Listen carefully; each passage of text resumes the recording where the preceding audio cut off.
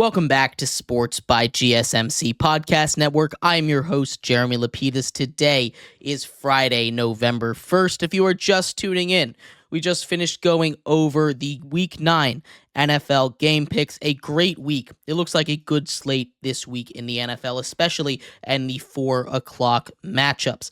In this segment, we turn our attention to college football. Another chaotic Saturday is on the horizon. I can smell it in the air. We got 14 of the hottest matchups coming up for you that we will break down coming up in just 1 second. But before we do that, remember, if you would like to be an even bigger part of the show than you already are, all you need to do is go to gsmcpodcast.net. Or if you are on YouTube, you can use that super chat feature. If you do either of those two things, a message should pop up on the bottom of the screen, for you, me, and everybody else around the world to see. If you do have a burning question about sports, anything at all that you would like to ask, go ahead and throw that in the comments. Throw it in the chat. I will get to it as soon as I possibly can.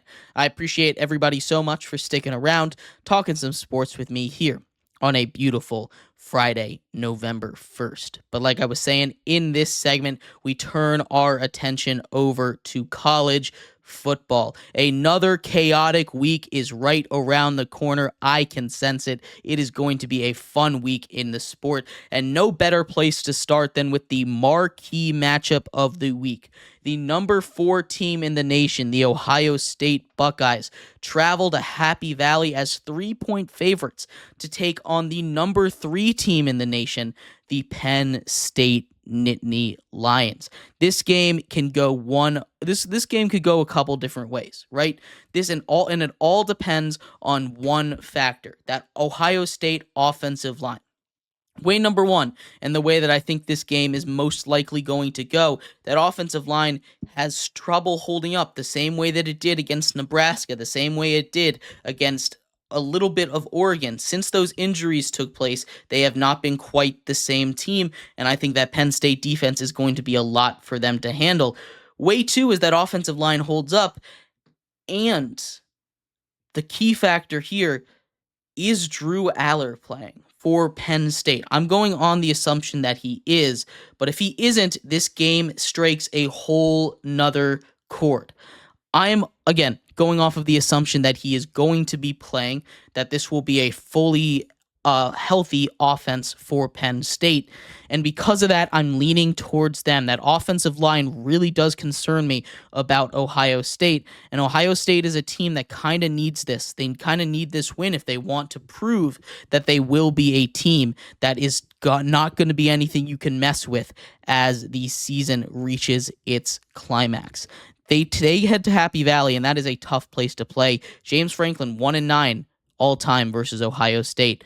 Ryan Day, 2-8 versus AP top 5 teams. This is going to be a trend breaker either way, and I think I'm leaning towards Penn State in this one. They win 32-29. Outside of that matchup, there's a couple of other huge matchups that have a lot of big implications. Number 5, Miami hosts Duke, a Duke team that quietly has put together a really good season. They had a really tough loss against SMU last week, a team that we're going to talk about at the end of this segment.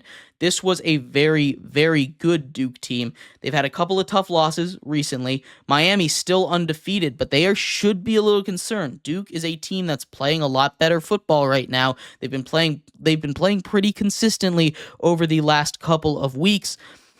And I think they could give Miami some fits. That Miami defense has its issues. Very clearly it has its issues. That Miami defense is one that you should be a little concerned about, but Cam Ward plays like a superhero half the time, and I think he and that offense should be enough to take out Duke. It's 21-point spread on this. I think that's too many points, but I still think Miami wins without breaking too much of a sweat, 37-24.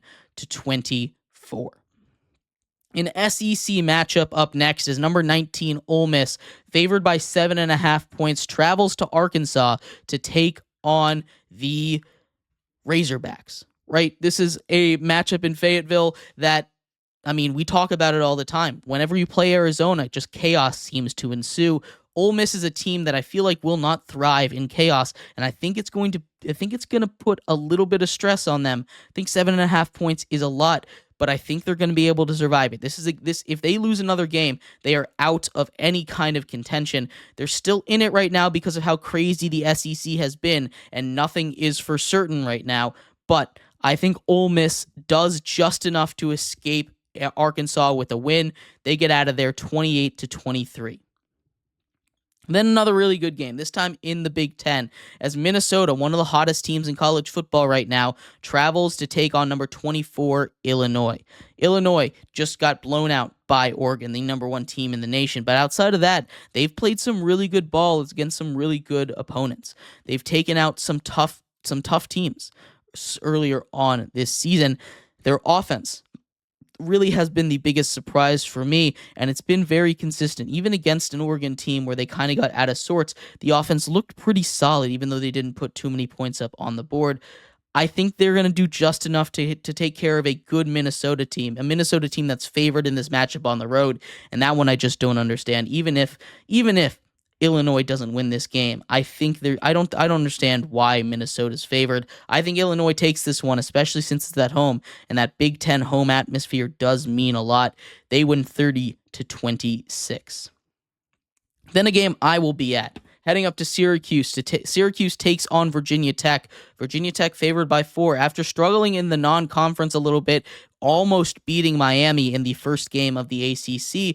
Virginia Tech has been really, really good. They do this seemingly every year. They struggle in the non-conference. Then they compete for the ACC title, going on a run down the stretch. They're not really being taken too seriously because of that really poor non-conference start to the season after they were getting some kind of dark horse CFP buzz.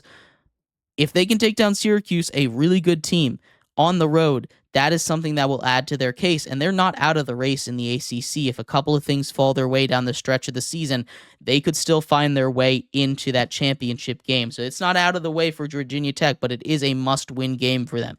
Syracuse trying to play spoiler a little bit at home. They are coming off of a brutal game against Pitt, one that if they won, I think they would have been put into the top 25 without a question. They get absolutely destroyed. They throw 5 interceptions. Kyle McCord kind of goes back to his last year days. He's been really prolific through the air, and that Syracuse team, especially its wide receivers, running backs, is very physical, and that could add some issues for Virginia Tech, and I think that's what's going to make the difference. Tech's favored by 4 on the road in this one, but I think Syracuse takes the win 37-33.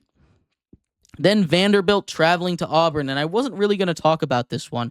Vanderbilt's been playing really good football. They just lose to Texas, a top 5 ranked team in the nation, but only barely after taking a huge win against Alabama earlier on in the season.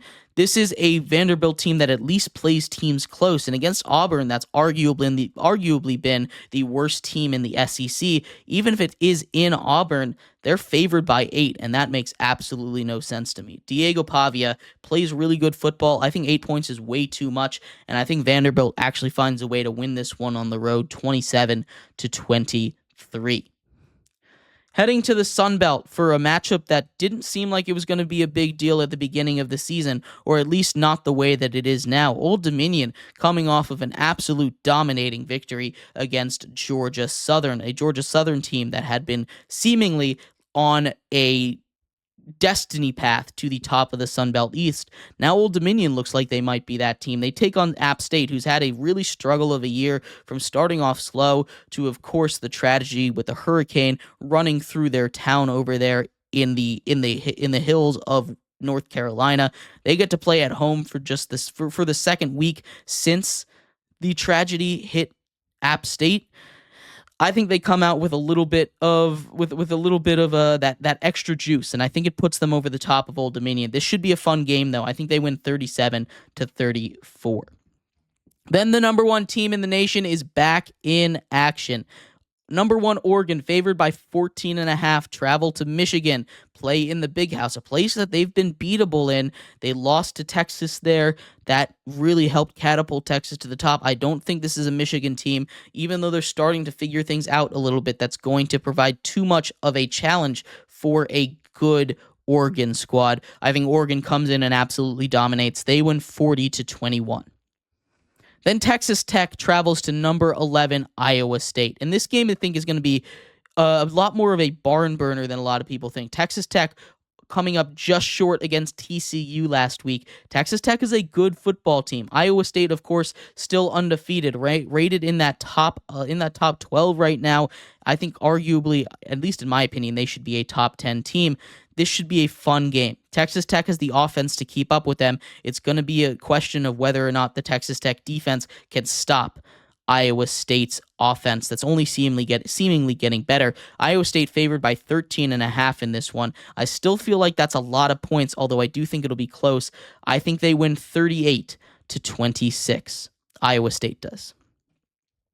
Then Arizona traveling to UCF.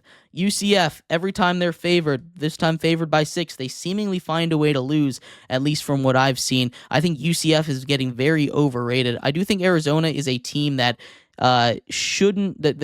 isn't getting the right amount of respect. They've fallen way off from where they were last year. That offense not being the same, the defense obviously way worse. But I still think they're going to find a way to win in Central Florida. I think they win in a close one, 27-24. Couple games left to go. Another big one in the Big 12 as Arizona State, favored by 4, travels to Oklahoma State. This is an Oklahoma State team that might be the most disappointing team of the season. They came in ranked in the top 15. They were in there for a while. They took a couple of back-to-back brutal losses, and they just have not looked good all season long. This is an Oklahoma State team that I think still could turn it on at any moment, and Arizona State has put together a couple of pretty impressive performances. I think this game should be fun. It's not going to matter too much in the end, but it's still a fun one to keep an eye on. Arizona State favored by 4. I think it's going to be a little closer than that. I still think Arizona State finds a way to win 31-28. Then we got 3 games left, and I think these 3 might be some of the best games of the week. A couple of them I think are being overlooked a little bit, or at least one of them is. Number 10, Texas A&M. They're now the leaders in the SEC. They control their own destiny, basically, to the SEC championship game and a spot in the college football playoff. They travel to South Carolina to take on the Gamecocks. Beamer ball down there has been an absolute spoiler for a lot of teams. This is a very good South Carolina team, and Texas A&M should not be too comfortable. Texas A&M has been playing its best football since they get Connor Wegman back. I think this is going to be a very tight game. They're favored by 3 on the road. I think they're able to escape with a victory, but this is not one that I feel very confident in. I think South Carolina is a school that is built to upset and spoil a lot of teams' hopes, and I don't think that's something that they're going to plan on stopping now. I think Texas A&M still finds a way to pull it out.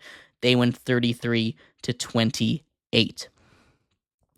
2 games left that I wanted to go over, and this one I think is flying under the radar a little bit. A Louisville team that's lost 3 games now this season, all of them against really, really good teams, travels to Clemson, the other number 11 team in the nation.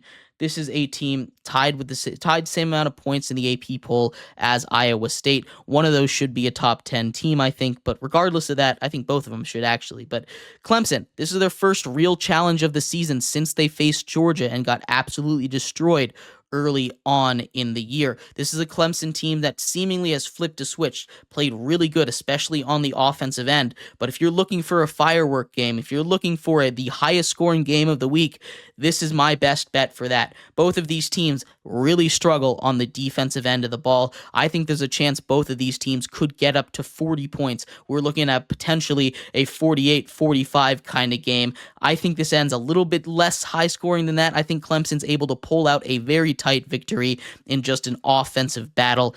Clemson's favored by 10 in this one. I think that's a little ridiculous. This is going to be just a shootout, kind of like the Louisville-Miami game was. I think Clemson wins 37-34.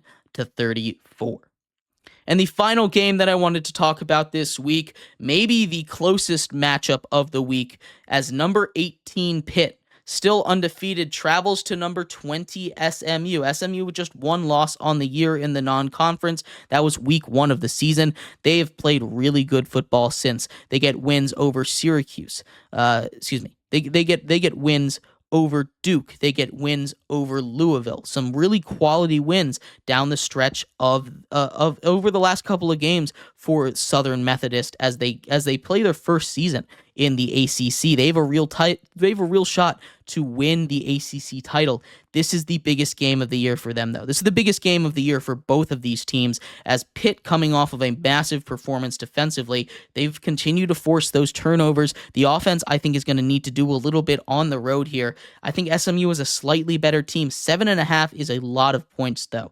I think Pitt keeps this close, but I think at the end of the day, SMU is just a juggernaut right now. I think they win 30-27. But let me know what you think. I'd love to hear your thoughts on these games. We're going to take a quick break. When we come back, we end our show with a little bit of basketball talk. Fact or fiction? Is Giannis going to get traded? Make sure you stick around for that. We'll be right back here on Sports by GSMC Podcast Network.